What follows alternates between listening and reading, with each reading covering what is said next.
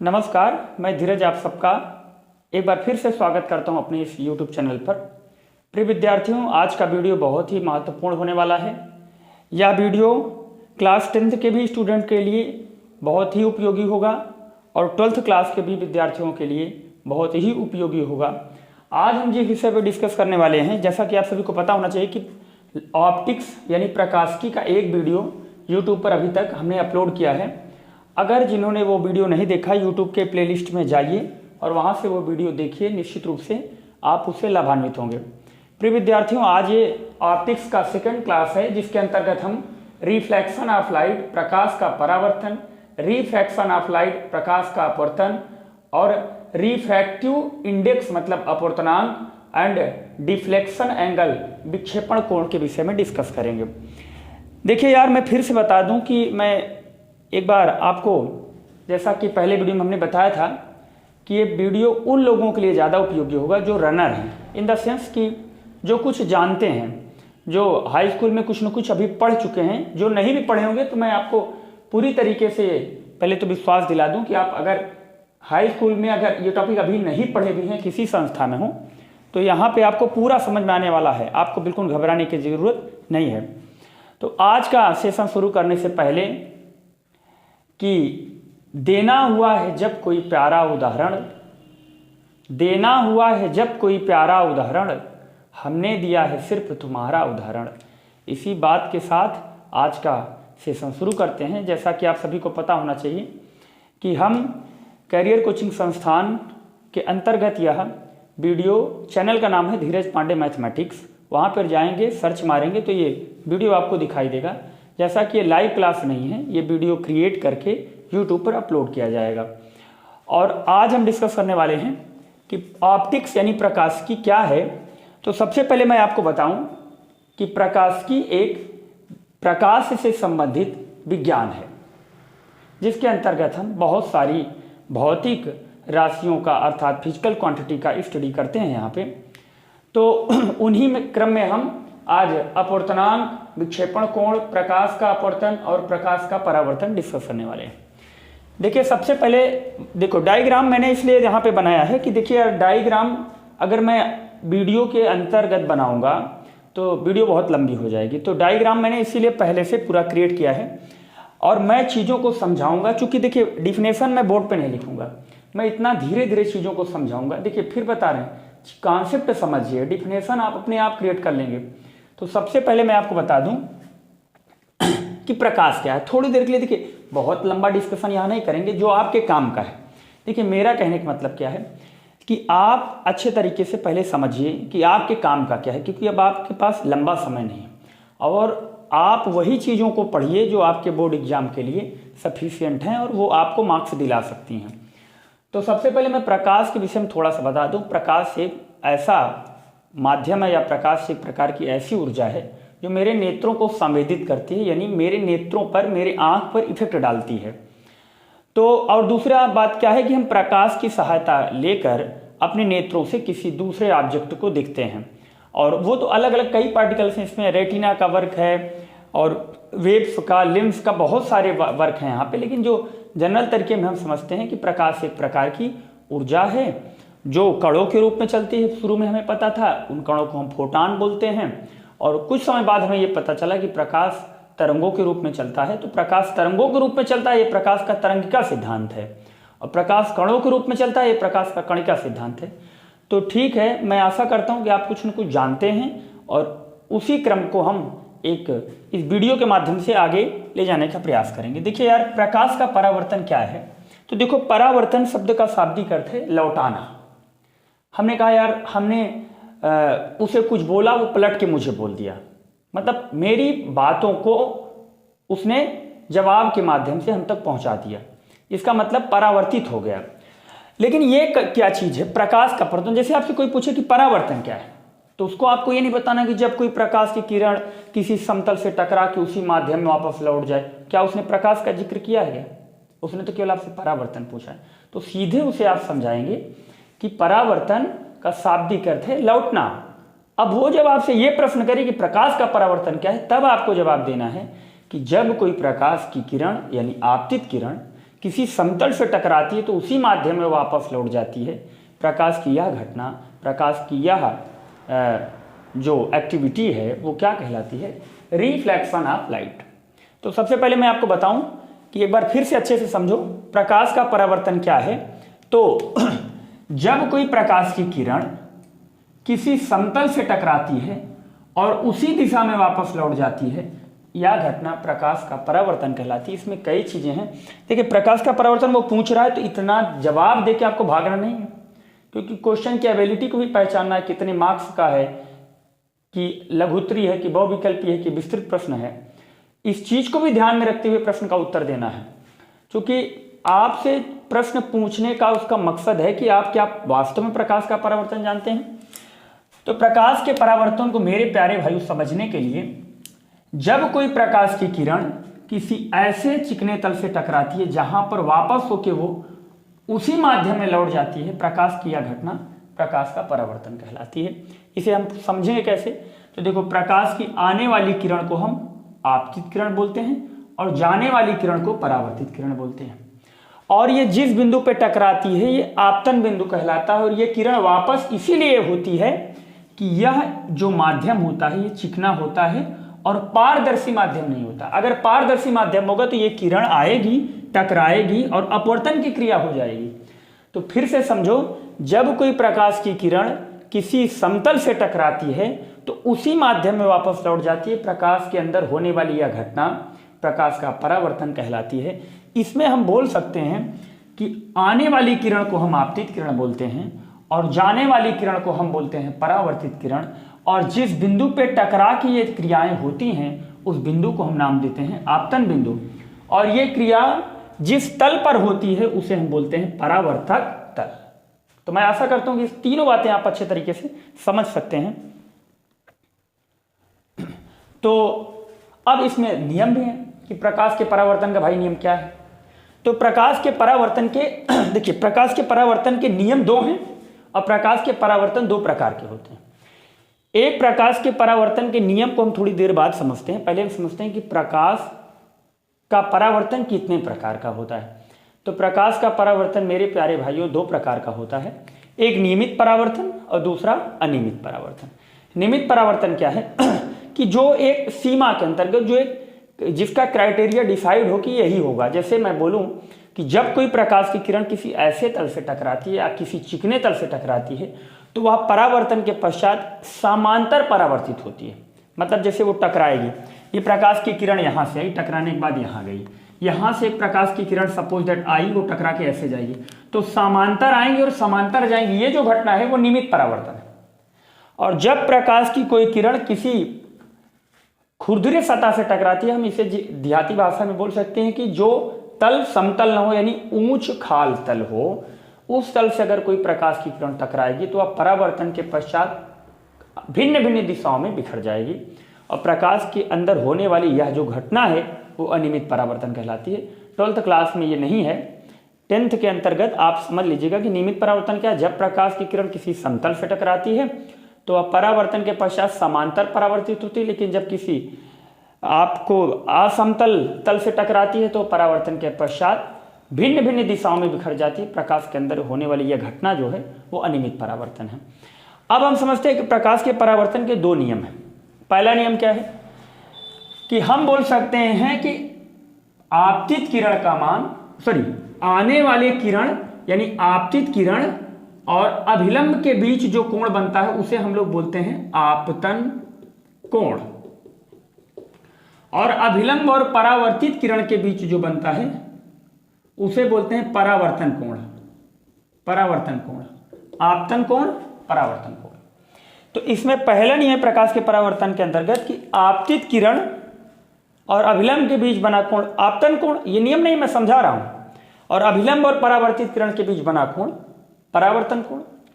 तो बोल सकते हैं पहला नियम कि आपतन कोण का मान परावर्तन कोण के बराबर होता है। आपतन कोण का मान परावर्तन कोण के या परावर्तक कोण के बराबर होता है। प्रकाश के परावर्तन का पहला नियम है। और दूसरा नियम क्या है, आपतित किरण, परावर्तित किरण, अभिलंब तीनों एक ही बिंदु पर मिलते हैं, या ऐसे बोल सकते हैं आपतित किरण, परावर्तित किरण और अभिलंब तीनों आपतन बिंदु पर मिलते हैं, प्रकाश के परावर्तन का दूसरा नियम है। फिर से ध्यान से समझो, क्योंकि आप लिख रहे होंगे इस चीजों को। आपतन कोण का मान परावर्तन कोण के बराबर होता है, यानी कोण I will be always equal to R। यानी यहां पे अगर 30 अंश का कोण बना है तो रिफ्लेक्शन भी होगा 30 अंश, पहला चीज।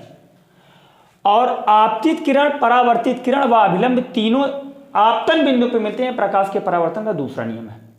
और परावर्तन का सबसे खास बात यह है कि जिस माध्यम से कोई किरण आती है, एयर से आई है तो रिफ्लेक्ट होकर एयर में जाएगी, ग्लास से आई है तो ग्लास में जाएगी, वाटर से आई है वाटर में जाएगी। पहला, परावर्तन की क्रिया समान माध्यम में होती है। और दूसरा चीज मैं आपको बताऊं कि परावर्तन के कारण ही हम किसी वस्तु का आकार पहचान पाते हैं, वह छोटी है कि बड़ी है। परावर्तन के कारण ही हम किसी दूसरी वस्तु को अच्छे तरीके से देख पाते हैं या देख पाते हैं। परावर्तन के कारण ही हम अपनी गाड़ी पे जब पॉलिश करते हैं तो वह गाड़ी हमें बिल्कुल नई जैसी दिखाई देती है। और परावर्तन के कारण ही जब हम अपने चेहरे पर क्रीम, पाउडर, ये सारी चीजें लगाने के बाद हम सुंदर दिखाई देते हैं, जबकि ऐसा कुछ नहीं। अगर तल चिकना होगा, तल सफा होगा, तो वहां पे जब प्रकाश की किरण पड़ेगी तो प्रकाश की किरण परावर्तन के पश्चात एकदम सही से रेटिना पे पड़ेगी, जिसका मूल कारण होता है कि हमें वस्तु स्पष्ट और सुंदर दिखाई देना शुरू हो जाती है। देखिए यार, ऑफलाइन में बहुत अच्छे तरीके से इसे मैं पूरा डिफाइन किया हूं, लेकिन मैं यहाँ पे फिर बता रहा हूं। ऐसा नहीं कि यहाँ पे मैं नहीं करना चाहता, यहाँ पे मैं इसलिए इसकी चर्चा नहीं करना चाहता कि जो काम का नहीं है, जो पेपर में नहीं आता, उसका यहाँ पे बहुत लंबा जिक्र करना ठीक नहीं है। तो मैं आशा करता हूँ कि प्रकाश का परावर्तन, नियमित परावर्तन, अनियमित परावर्तन, प्रकाश के परावर्तन का पहला नियम, प्रकाश के परावर्तन का दूसरा नियम आप समझ गए होंगे। मेरे प्यारे भाइयों, अब मैं जिस विषय पर डिस्कस करने वाला हूं वो है प्रकाश का अपवर्तन, यानी रिफ्रैक्शन ऑफ लाइट। क्या है? तो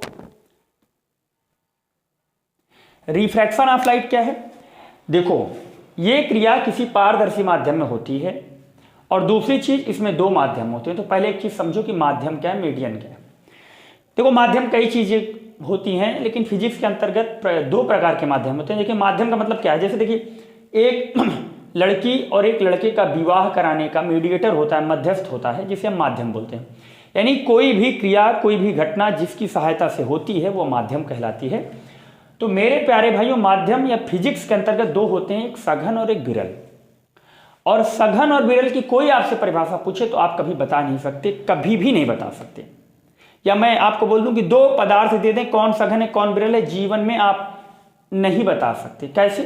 जैसे मैं आपसे पूछ लूं कि मीठा की क्या परिभाषा है, या मैं बोल दूं प्रेम की क्या परिभाषा है, या मैं बोल दूं कि मीठे का कैसा स्वाद है, प्रेम का कैसा स्वाद है, दुख का कैसा स्वाद है। तो इन सारी चीजों को बता नहीं सकते, बट कंपैरिजन करके हम तुलनात्मक स्टडी करके चीजों को डिफाइन करेंगे, चीजों के क्वालिटी को भी डिफाइन कर सकते हैं। तो मैं फिर से बता रहा हूं कि सघन और विरल माध्यम, आप एक वस्तु को उठा के नहीं बता सकते। आप कहेंगे इतना बातें आप बता रहे हैं, तो पॉइंट की बात क्या है?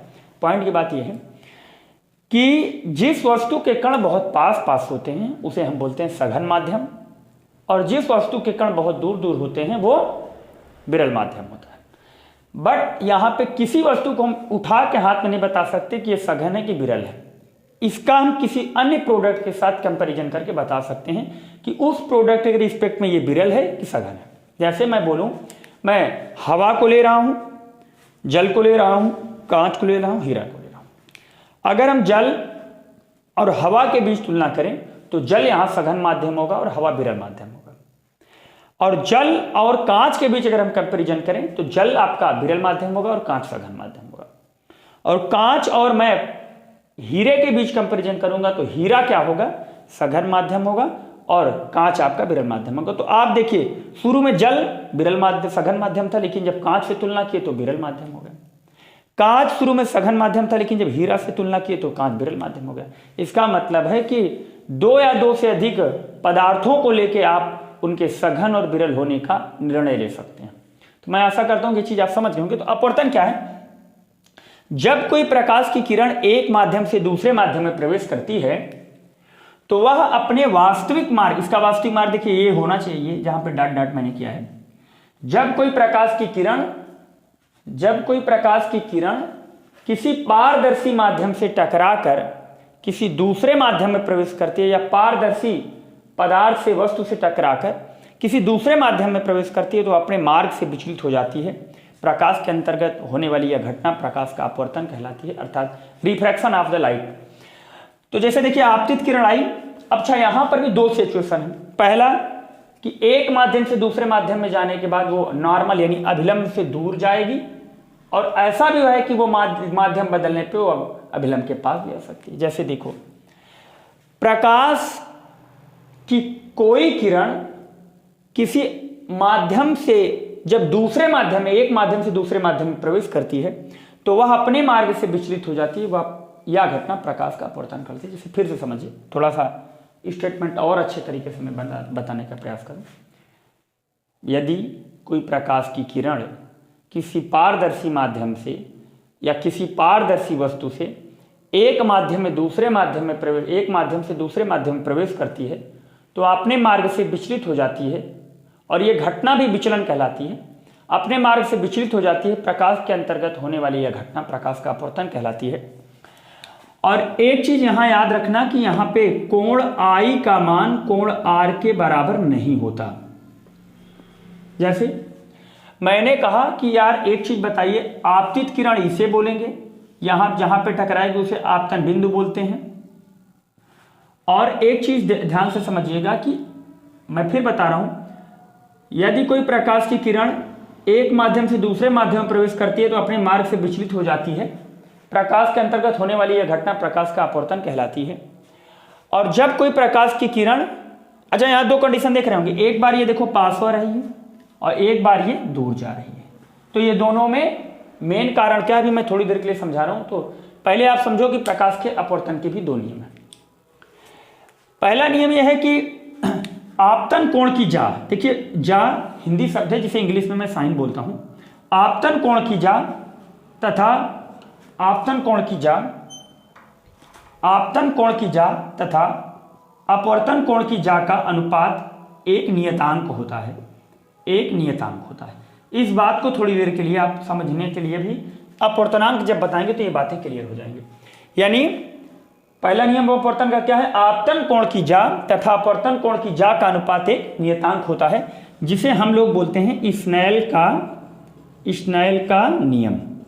इसे हम स्नेल का नियम भी कहते हैं। ये पहला नियम हुआ। दूसरा नियम क्या है, आपतित किरण, अपवर्तित किरण, अभिलंब तीनों आपतन बिंदु पर मिलते हैं या तीनों एक ही बिंदु पर स्थित होते हैं, जिसे हम आपतन बिंदु कहते हैं। तो ये लगभग क्या है, प्रकाश के परावर्तन के दूसरे नियम जैसा है, बट यहाँ पे अपवर्तित किरण है, वहां पे परावर्तित किरण है। तो पहले ध्यान से समझो, जब कोई प्रकाश की किरण एक माध्यम से दूसरे माध्यम में प्रवेश करती है तो अपने वास्तविक मार्ग से विचलित हो जाती है। प्रकाश के अंतर्गत होने वाली यह घटना प्रकाश का अपवर्तन कहलाती है। और अपवर्तन के दो नियम है, आपतन कोण की जा तथा अपवर्तन कोण की जा का अनुपात एक नियतांक होता है। इस चीज को मैं अभी थोड़ी देर में आपको बता रहा हूं। और sine I upon sine R को भी हम स्नेल का नियम बोलते हैं, यह प्रकाश के परावर्तन का अपवर्तन का पहला नियम है। दूसरा नियम क्या है, आपतित किरण, अपवर्तित किरण और अभिलंब तीनों जिस बिंदु पर मिलते हैं उसे आपतन बिंदु कहते हैं। यह प्रकाश के अपवर्तन का दूसरा नियम है। अब अपवर्तन के भी दैनिक जीवन में बहुत सारे लाभ हैं। अपवर्तन के कारण ही किसी वस्तु का तल उभरा हुआ दिखाई देता है। जैसे आप किसी बच्चे को बोलो कि ये टंकी है और इसमें पानी भरा हो, तो उसको लगेगा कि यार बहुत कम पानी, वो उस पानी में कूद जाएगा। लेकिन जब वो कूदेगा तो उसको लगेगा यार बहुत ज़्यादा पानी था। जैसे हम एक चीज़ आपको बताएं, आप कभी स्नान करते समय जिस पात्र में जल रखा होता है उसमें आपका जो, जिससे आप स्नान करते हैं, जिसे ग्लास या देहात में आप लोटा बोलते हैं, उसका आप जब बाहर से देखेंगे तो लगेगा कि यार ये बहुत उभरा हुआ है, बहुत ऊपर हमारा पात्र रखा हुआ है इसके अंदर, जल के अंदर। लेकिन जब हम हाथ डालते हैं तो हमारा हाथ में लगता है कि यार बहुत नीचे पात्र रखा हुआ था जल के अंतर्गत। दूसरा, जैसे आप ग्लास में, कांच की ग्लास में आप देखिए कभी वाटर डाल दीजिए और उसमें आप चम्मच रखिए, तो चम्मच जिस समय वाटर की जो इंड सरफेस होती है, जैसे जहां पे वाटर समाप्त हो जाता है, वहां से चम्मच को देखोगे तो चम्मच आपको टूटा हुआ दिखाई देगा। यही कारण है कि अपवर्तन के कारण किसी वस्तु का तल उभरा हुआ दिखाई देता है। मछली का शिकार भी हम लोग ऐसे ही करते हैं कि मछली जहां पे वहां दिख नहीं रही है, अब परावर्तन के कारण वो ऊपर दिख रही है तो प्रहार करेंगे। मछली का किसी जगह पे भाले से भी शिकार किया जाता है, क्योंकि नदियों में बर्फ जम जाता है, तो वहां पे बंसी से आप मछली का शिकार नहीं कर सकते। तो मैं आशा करता हूं प्रकाश का अपवर्तन भी आप समझ गए होंगे। अब चलते हैं हम लोग डिस्कस। अच्छा, मैं एक कारण यहां पे थोड़ी देर बाद बता रहा हूं कि ये क्यों पास आती है और ये क्यों दूर जाती है। तो देखो यार, अब यहां से हम समझते हैं अपवर्तनांक क्या है। रिफ्रैक्टिव इंडेक्स, इसे हम इंग्लिश में बोलते हैं। Representation of refractive index will be n, जिसे हम एन से रिप्रेजेंट करते हैं। तो अपवर्तनांक क्या है, तो अपवर्तनांक पहली चीज तो यार क्लियर हो जाएगी, इसे हम फिजिक्स के अंतर्गत पढ़ रहे हैं, भौतिक के अंतर्गत पढ़ रहे हैं। तो भौतिक के अंतर्गत हम जिन भी चीजों का अध्ययन करते हैं वो सब भौतिक राशियां होती हैं। तो अपवर्तनांक वह भौतिक राशि है जो दो या दो से अधिक पदार्थों के बीच यह बताती है कि कोई पदार्थ कितना सघन है या कितना गुना विरल है। फिर से क्लियर हो जाएगी, अपवर्तनांक वह भौतिक राशि है जो दो या दो से अधिक पदार्थों में यह बताती है कि कौन सा पदार्थ किसी दूसरे पदार्थ से कितना गुना सघन या कितना गुना विरल है। अब पहली चीज ये याद रखिएगा कि सबसे तेज प्रकाश निर्वात में चलता है। इसका मूल कारण है कि निर्वात विरल माध्यम है, और विरल माध्यम में प्रकाश बहुत तीव्र गति से चलता है। 3 × 10⁸ मीटर पर सेकंड, किसी किसी बुक में वो मीटर को एक्सचेंज करके दिया है 3 × 10⁵ किलोमीटर पर सेकंड। और प्रकाश सबसे धीमा हीरे में चलता है। क्यों? क्योंकि हीरा सघन माध्यम है, और हीरे का अपवर्तनांक मैं थोड़ी देर में बता रहा हूं। तो पहले अपवर्तनांक क्लियर हुई। अपवर्तनांक वह भौतिक राशि है जो दो या दो से अधिक पदार्थों के बीच यह निर्धारित करती है कि कौन सा पदार्थ किसी दूसरे पदार्थ से कितना गुना सघन या कितना गुना विरल है। और इसको लिखने का तरीका क्या है? इसको लिखने का तरीका है, जैसे मुझे कांच का अपवर्तनांक बताना है, मुझे इस कांच का अपवर्तनांक बताना है, ग्लास का अपवर्तनांक बताना है। तो मैं फिर बता रहा हूं, अपवर्तनांक दो या दो से अधिक पदार्थों के बीच तुलना करने की एक भौतिक राशि है। तो मैं आपसे तुरंत पूछूंगा कि किसके रिस्पेक्ट में बताना है। तो इसे हम बोलेंगे, इधर वाले को बोलते हैं ओरिजिनल वैल्यू जिसको बताना है, इधर वाले को बोलेंगे जिसके रिस्पेक्ट में बताना है। तो मैं बोलूंगा कांच का अपवर्तनांक हवा के सापेक्ष 1.5 होता है। याद रखने वाली चीज है एग्जैक्ट। जल का अपवर्तनांक हवा के सापेक्ष 1.3 होता है। हीरे का अपवर्तनांक जल के हवा के सापेक्ष कितना होता है? 2.4। और ग्लिसरीन एक लिक्विड होता है जिसका अपवर्तनांक हवा के सापेक्ष 1.5 होता है। तो मैं फिर बता रहा हूं, अपवर्तनांक को यहां से रिप्रेजेंट करते हैं। अपवर्तनांक जैसे इसे क्या बोलेंगे? दूसरे माध्यम का अपवर्तनांक पहले के सापेक्ष। अगर इसे मैं और अच्छे तरीके से लिखना चाहूं तो मैं ऐसे बोल सकता हूं, sin I बटे sin R बराबर N2/N1। तो अपवर्तनांक वह भौतिक राशि है जो या दो से अधिक माध्यमों के बीच यह बताती है कि कोई माध्यम किसी दूसरे माध्यम से कितना गुना सघन या विरल है। पहली परिभाषा आप इसे ऐसे भी बोल सकते हैं कि अपवर्तनांक वह भौतिक राशि है जो भिन्न भिन्न माध्यमों में प्रकाश की चाल के अनुपात को व्यक्त करता है। ये दूसरी डिफिनेशन हो गई। तो मैं आशा करता हूं कि ये सारी चीजें आपके समझ में आई होंगी। और अपवर्तनांक की एक खास बात है, देखिए, refractive index will be indirectly proportional to temperature. इसका मतलब है कि अगर किसी चीज का टेम्परेचर हम बढ़ाएंगे, ताप बढ़ाएंगे, जनरल बात है, किसी चीज में हम टेम्परेचर ज्यादा इंप्रूव करते हैं तो उसके कण बिखर जाते हैं दूर दूर। जैसे प्लास्टिक को गर्म करेंगे तो क्या होगा? प्लास्टिक पिघल जाएगी। प्लास्टिक सघन माध्यम है, लेकिन जब पिघलाएंगे, गर्म करेंगे तो अपने अणुओं में, कणों में टूट जाएगी। तो जब किसी वस्तु का टेम्परेचर बढ़ाते हैं तो सघन माध्यम से विरल माध्यम की ओर परिवर्तित होना शुरू होती है। तो आप एक चीज याद रखिए, एकदम पॉइंट वाली बात, कि सघन माध्यम का अपवर्तनांक विरल माध्यम से ज्यादा होता है। यानी हमेशा याद रखिएगा कि सघन माध्यम का अपवर्तनांक, जो सघन माध्यम होगा, इसका अपवर्तनांक हमेशा विरल से ज्यादा होगा। ये पॉइंट, इसी पॉइंट के बेस पर मैं अभी ये डिफाइन करूंगा कि क्यों पास आती है और क्यों दूर जाती है।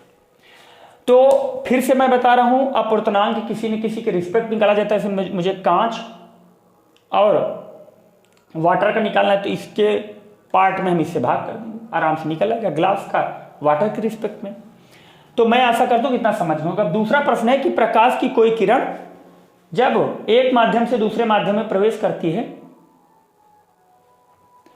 प्रकाश की कोई किरण एक माध्यम से दूसरे माध्यम में प्रवेश करती है, क्यों, कहां पास आएगी, कहां दूर जाएगी? तो देखो, विरल माध्यम का अपवर्तनांक क्या होता है? कम होता है। सघन माध्यम का अपवर्तनांक क्या होता है? ज्यादा होता है। तो N2 इज ग्रेटर देन हम N1 बोल सकते हैं। स्नेल का नियम अगर यहां अप्लाई करेंगे तो आप जानते हैं sin I बटे sin R बराबर N2/N1। अब एक चीज जानते हैं, अगर N2 बड़ा होगा तो sin I बड़ा होगा, N1 बड़ा होगा तो sin I बड़ा होगा, sin R बड़ा होगा। तो मैं बोल सकता हूं कि increment of the increment of the angle then always increment of the value in sine, मतलब साइन में अगर एंगल को इंक्रीमेंट करेंगे तो वैल्यू इंक्रीमेंट होगी। इसका मतलब है कि अगर n2 का अपूर्णांक ज्यादा है तो साइन आई का मान भी ज्यादा होगा, और n2 का अपूर्णांक कम है तो साइन आई का मान कम होगा। तो इसका मतलब है कि कोण I इज ग्रेटर देन कोण R, यानी जब कोई किरण विरल माध्यम से सघन माध्यम में आती है तो अंदर की ओर इसलिए आती है क्योंकि आपतन कोण का मान अपवर्तन कोण से ज्यादा होता है, या ये आप डिफाइन भी कर लेंगे कैसे ज्यादा होगा। अब अगर कोई सघन से विरल में आ रही है तो क्या होगा, n2 यहाँ n1 करेंगे तो इस बार n2 ज्यादा है किससे, n1 से। एक मिनट, हाँ n2 ज्यादा है n1 से, और यहां क्या ज्यादा था, ना यहां पे आपका, हाँ ये सही है, सही है। अब n1 ज्यादा होगा विरल में सघन से, तो अब इस बार n2 ज्यादा होगा किससे, n1 से। तो अब इस बार हम एक मिनट कुछ, तो ये विरल है, ये सघन है, विरल का और ये नीचे सघन है, तो उस बार ऊपर सघन लेंगे तो एक मिनट, सॉरी यहाँ ये गड़बड़ हो गया, इसे मुझे n1 मानना चाहिए था, इसे n2 मानना चाहिए। तो इस बार n1 ज्यादा होगा किससे, n2 से। तो n1 ज्यादा है किससे, n2 से, तो मैं यहाँ पे अप्लाई करूंगा तो स्नेल का नियम sine I upon sine R बराबर n2 बाई n1। तो देखिए n1 बड़ा है तो r बड़ा होगा, तो r देखो बड़ा है तो इसका मतलब दूर जाएगी, तो ये आपका क्लियर होगा। विक्षेपण कोण क्या होता है, रिफ्लेक्शन एंगल क्या होता है, देखो सबसे पहले इसे डेल्टा से रिप्रेजेंट करते हैं। देखो जब कोई अपवर्तन की क्रिया में कोई प्रकाश की किरण जितना अंश विचलित होती है वह विक्षेपण कोण कहलाता है, इसे डेल्टा से प्रदर्शित करते हैं। और इस क्रिया में विक्षेपण कोण जो होता है वो डेल्टा बराबर, देखो ये इतना विक्षेपित हुई है, इस चीज को डेल्टा बोलते हैं। तो अगर मैं चेक करूं यहां पे तो आप बोल सकते हैं कि r प्लस डेल्टा बराबर आई, तो डेल्टा बराबर हो जाएगा I माइनस R। ये कब होगा, जब कोई विरल से सघन में जाएगा।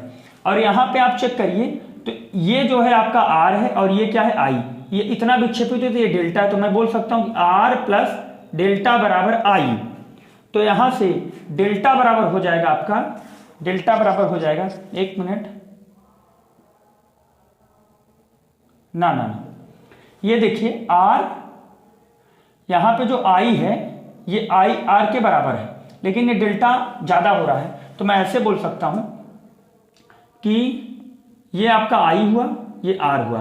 तो यहां पे अगर ये बना हुआ है I माइनस R, तो वहां पे डेल्टा हो जाएगा R माइनस I, यहां पे डेल्टा बराबर हो जाएगा R माइनस I। मैं आशा करता हूं कि वीडियो आपको अच्छे तरीके से समझ में आया होगा। कहीं कोई प्रॉब्लम है तो कमेंट करके आप जरूर पूछिए। नेक्स्ट वीडियो आपका कल पब्लिश होगा। Thank you.